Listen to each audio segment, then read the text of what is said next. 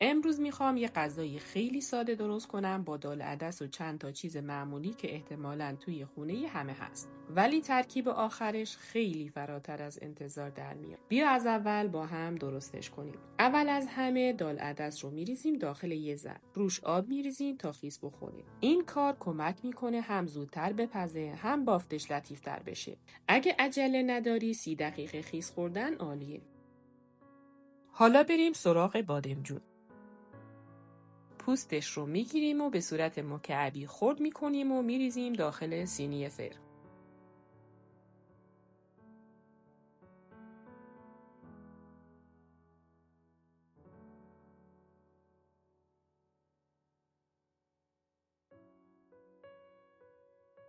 تا اینجای کار شاید خیلی معمولی به نظر بیاد ولی قسمت جذابش تازه شروع میشه.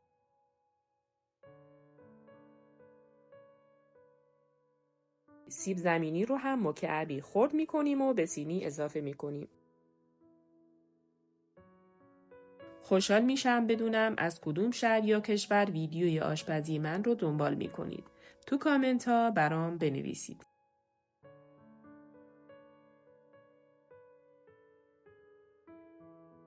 یه مقدار روغن، پاپریکا، فلفل سیاه و نمک اضافه میکنم و با دست خوب چنگ میزنم که همه تکه ها مزه‌دار بشن. اینجا دقیقاً همون جاییه که این غذا رو متفاوت میکنه. چنگ زدن باعث میشه ادویه همه جا یک نواخت پخش بشه. سینی فر رو میذاریم داخل فر 20 دقیقه با دمای 200 درجه تا بادمجون و سیب زمینی نیمپز و طلایی بشن. حالا میریم سراغ پیاز. پیاز رو داخل تابه با یه مقدار روغن تفت میدیم تا سبک و طلایی بشه. اگه پیاز خوب تفت بخوره طعم کل غذا بهتر میشه. وقتی پیاز آماده شد نوبت اضافه کردن ادویه هاست که شامل زردچوبه، فلفل سیاه، پاپریکا، ادویه کاری، پودر زیره، پودر تخم گشنیز و چند حب سیر خشک شده. خیلی کوتاه تفت میدم فقط در حدی که عطرشون آزاد بشه.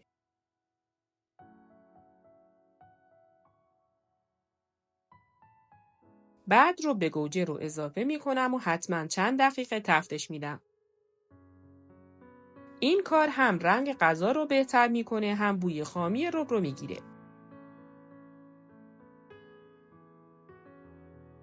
حالا گوجه های نگینی رو اضافه میکنم و یه تفت کوتاه میدم تا بوی خامی گوجه گرفته بشه.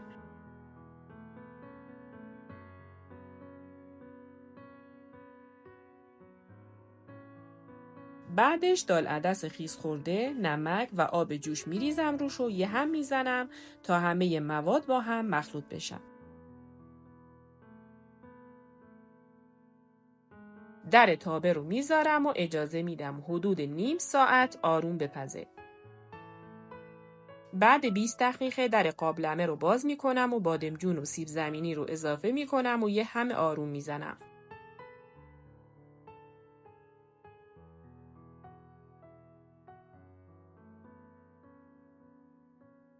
دوباره در قابلمه رو میذارم و اجازه میدم حدود نیم ساعت دیگه همه طعم‌ها با هم یکی بشن. آخر کار در قابلمه رو برمیدارم و یه هم میزنم. اینجا میتونید غلظت غذا رو تنظیم کنید. اگه دوست دارید غلیظ‌تر باشه چند دقیقه بدون در بجوشه. این غذا شاید ساده به نظر بیاد ولی ترکیب دال عدس با بادمجون و سیب زمینی یه طعم گرم و خونگی میسازه که به راحتی میتونه غذای ثابت سفره هاتون بشه. غذا رو داخل ظرف سر میکشم و روش یه مقدار جعفری خوش میریزم و در آخر کره داغ و پاپریکا که واقعاً کار رو تموم میکنه. اگه عطر این غذا به دلتون نشست خوشحال میشم ویدیو رو لایک کنید و برای دیدن آموزش‌های بیشتر کانال رو سابسکرایب کنید. مرسی که همراه هم بودین. تا ویدیوی بعدی دلتون شاد و غذاتون خوش‌تر.